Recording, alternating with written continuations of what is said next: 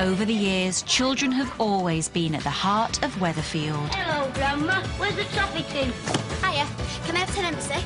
Yeah. And they've continually given us something to worry about. I hate you, you rotten cowie tart! Over the next half hour, we'll hear about the kids who've grown up on our screens. I had a brilliant childhood because I was doing exactly what I wanted to do. David! And reveal how they've coped with life under the spotlight. The fan mail was ridiculous. The old women, they're always kind of grabbing my cheeks and saying, don't worry, we'll adopt you. As we tell the stories behind the stories. I was giggling Gail Potter. That was sort of what she was called, and that gave me an idea of what they wanted. From 5 decades of the Corrie years.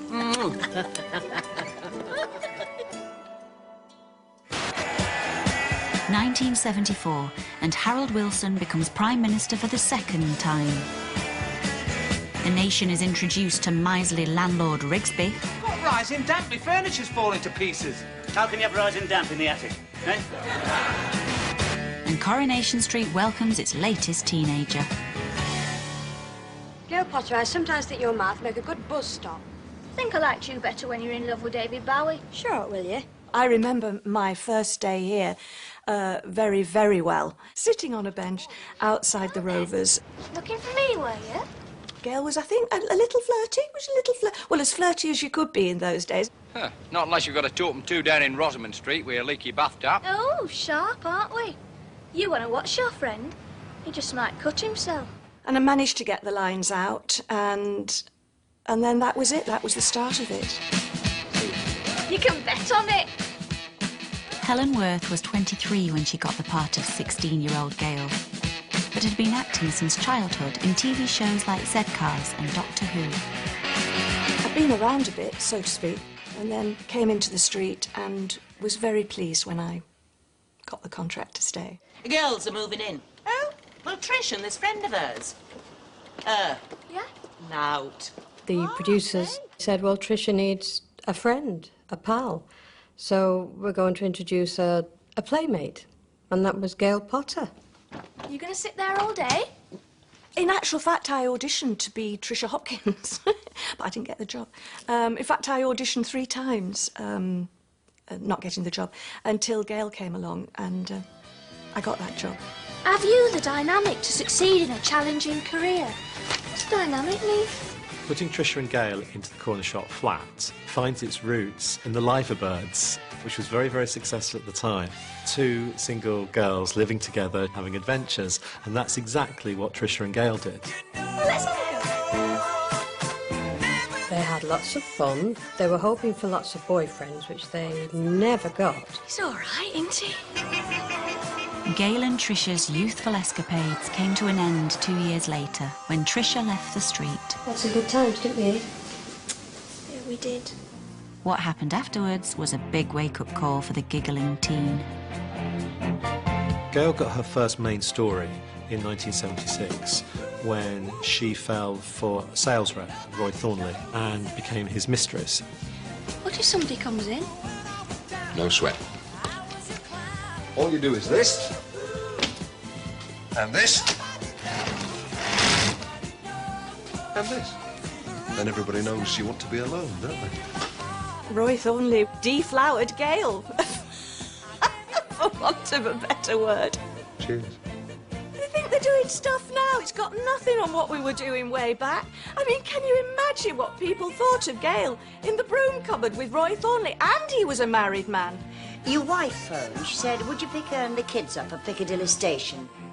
Up until Roy Thornley, I think Gail had been giggling Gail Potter. But obviously from then on, she moved into a new era of her life. She did grow up. I arrived for 6 episodes. I didn't know it was going to last 37 years, but...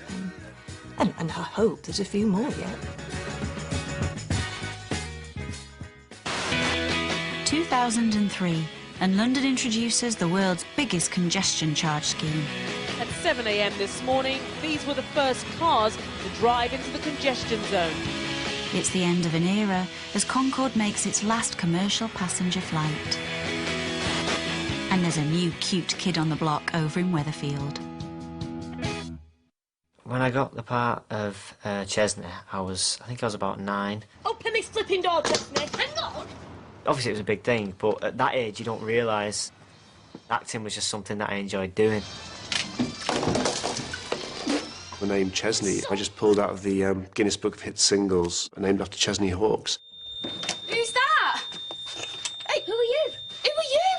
Sam Aston just inhabited that role immediately, and everyone took to him straight away. He was just a really lovely little boy, quite quiet, but had this real cheeky side to him. How do?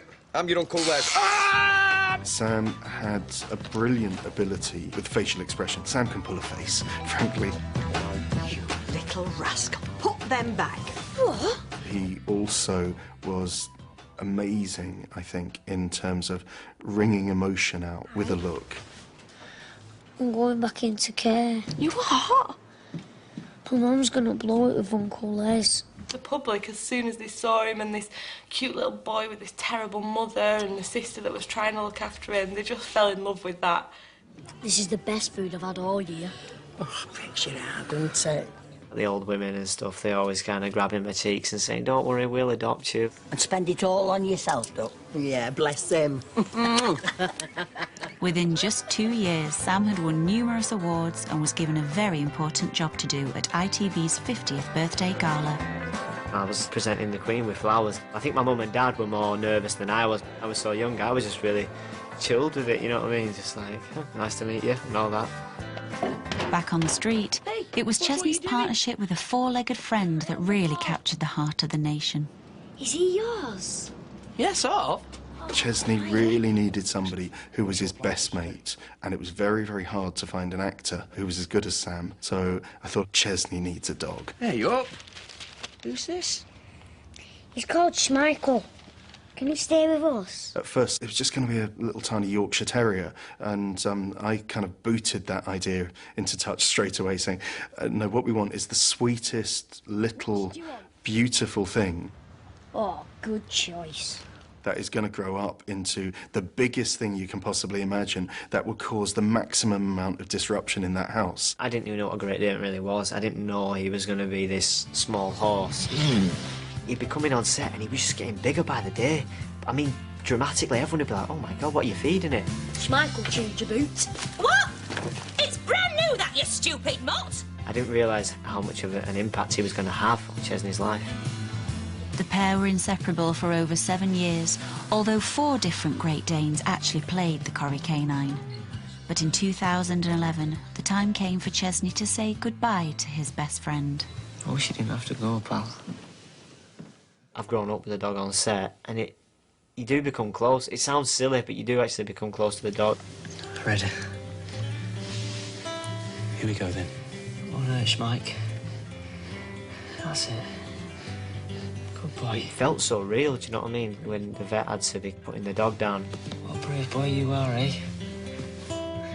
They were tough scenes, actually. It was kind of Chesney's childhood, you know, going with it, and a new life starting with Katie and the baby. Oh, look at him. He's perfect, isn't he? Yeah. I've had a lot of good experiences, and I've been very lucky to do what I've been able to do. Recording posterity. It's been fantastic, actually. I've really enjoyed every minute of it, and still do. Coming up on the Corrie years, we remember Weatherfield's first ever wild child. 12 months from now, you'll have forgotten that Brett Flaming Falcon ever existed.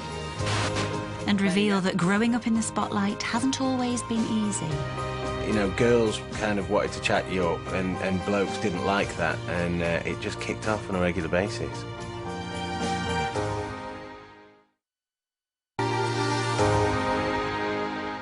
Right as a button, I am. Nowadays, in soap opera, children are all over the place, you know, from the ages of birth through to 18. In 1960s, in Coronation Street, there was Lucille Hewitt. That was it. 1960, and traffic wardens are unleashed on the streets of London. Nuclear-powered submarine HMS Dreadnought is launched in Cumbria. May God bless her and all who serve in her. And Coronation Street's first child star is about to make her on-screen debut. Couldn't I just stop up for once? Just for once. Just for a bit. No, you couldn't. Oh, you're dead mean. Now, look here. 11-year-old Lucille Hewitt arrived on the doorstep of number 7 in the 4th episode of Coronation Street. I think she was the first sort of wild teenager. Well, she was pre-teen when she started, and that was in 1960.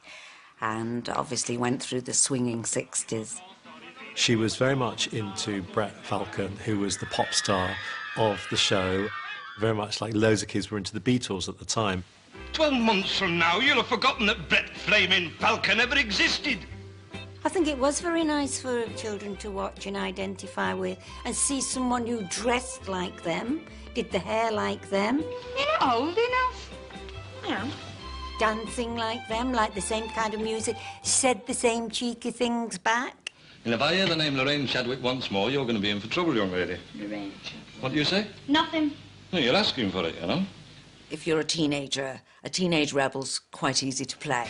I'm the unluckiest person in this whole street. Because we've all gone through sort of, you know, the stroppy bit. In real life, actress Jennifer Moss was 4 years older than her on-screen character. Every day she was filming for the first 5 years, wardrobe used to bind her with bandages under her outfit to give her a flat chest. So she always felt, right from the start, that she wasn't allowed to grow up. Nothing you can do comes stuck like glue to my God. Come 1964, when Lucille turned 15, Jennifer was 19 years old, which had its disadvantages away from the street. When Jennifer Moss was wanting to go out and party with the rest of the cast, she was not being served alcohol, she was being told to go home, it was her bedtime. Can I get you another drink? No, I don't, Helen, no. She was a young woman, yet the viewers saw her as a child. I mean, you're a lot different when you're 18 to when you're 14, aren't you? I think emotionally, to handle the fame and the so-called celebrity status and going out and doing personal appearance, it's very difficult for a teenager to come through that unaffected, but she did very well. Oh, you scared me. You should think so, coming home at this, huh? I mean, the swinging 60s were in, and yes, I grabbed them by the horns, spending far too much money, but never mind, you know, did enjoy it. Jennifer Moss sadly passed away in 2006, but her Coronation Street legacy will never be forgotten. I hope they remember her as what a generous, kind, decent girl she was, because that's how I remember her, and a very good actress. Smashing. 1990, and the Duke and Duchess of York introduced their new baby to the public. Princess Eugenie was fast asleep, blissfully unaware of her celebrity status. Tory MP John Gummer controversially attempts to allay fears over mad cow disease. And on Coronation Street, the Platt family welcomed their new arrival.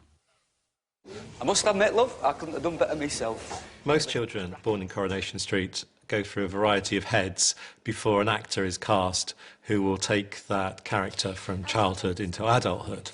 So before Jack Shepherd was cast as David, the character didn't really much feature in the show. Jack brought an incredible lot of energy and cheekiness to the role. You're not doing it again over my dead body. Well, I see what, Dad? Hey! Both of you and Sarah and that flaming bitch! Oi, David! David! Come here! My first scene was in Roy's Rolls.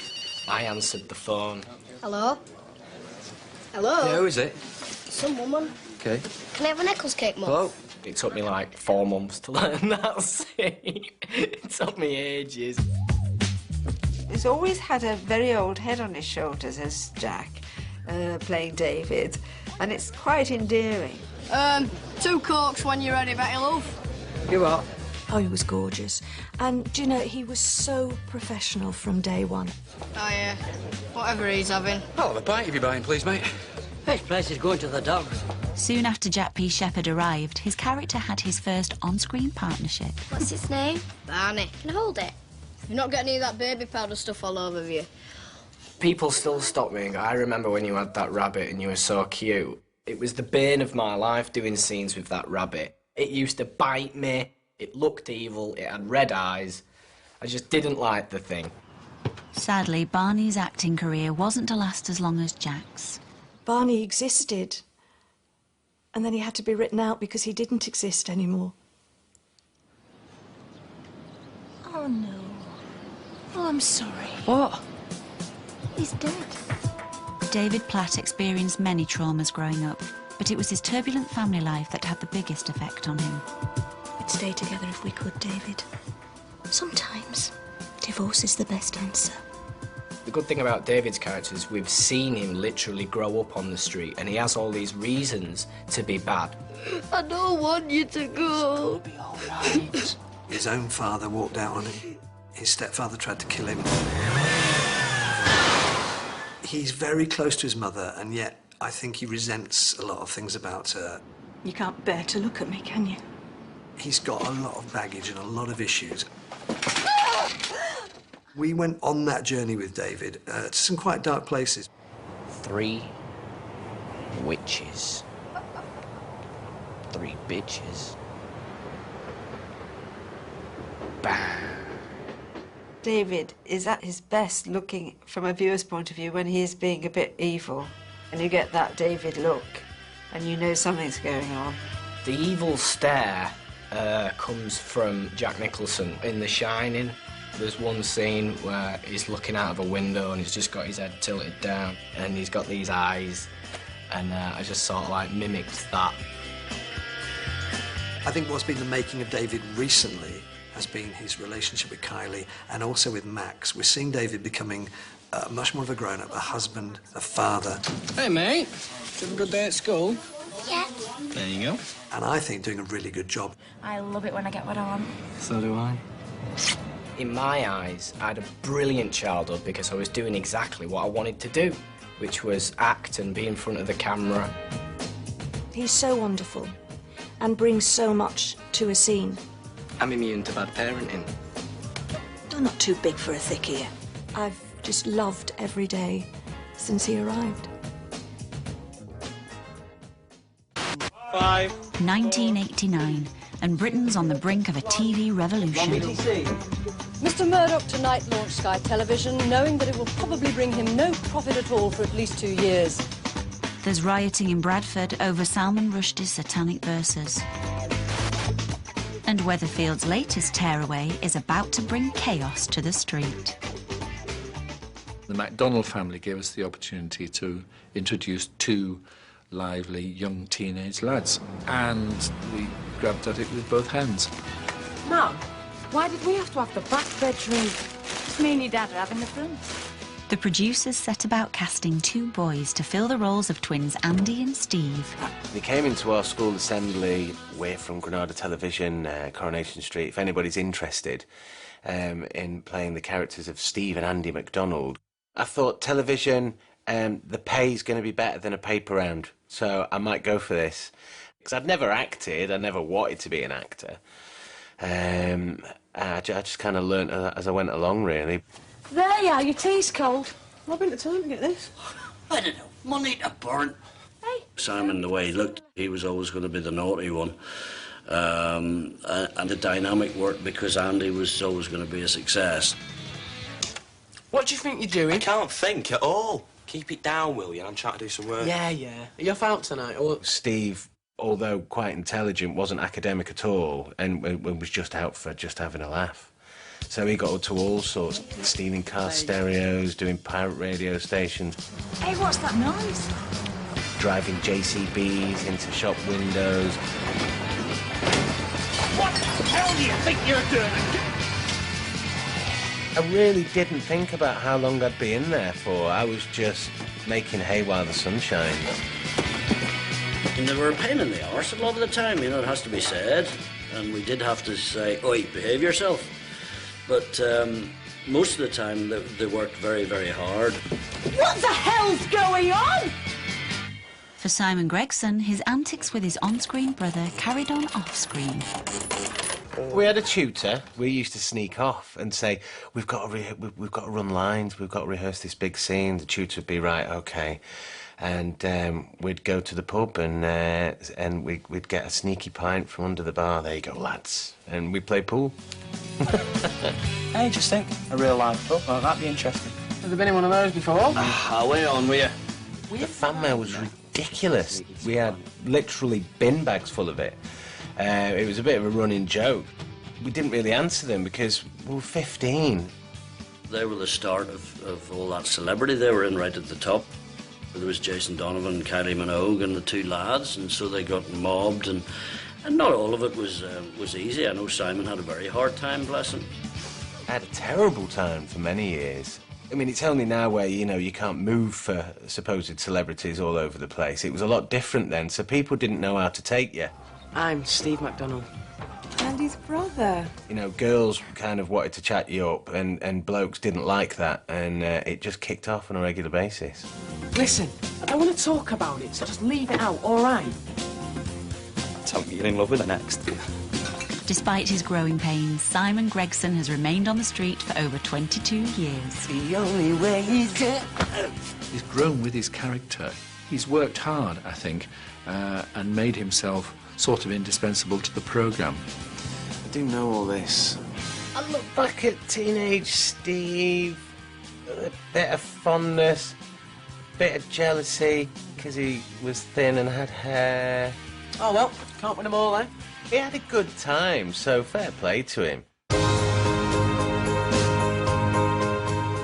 Waiting for the worst of news is part of life for those left behind, but when serving soldiers come back home, adapting to family life can have its own dangers. There's new drama next. Homefront.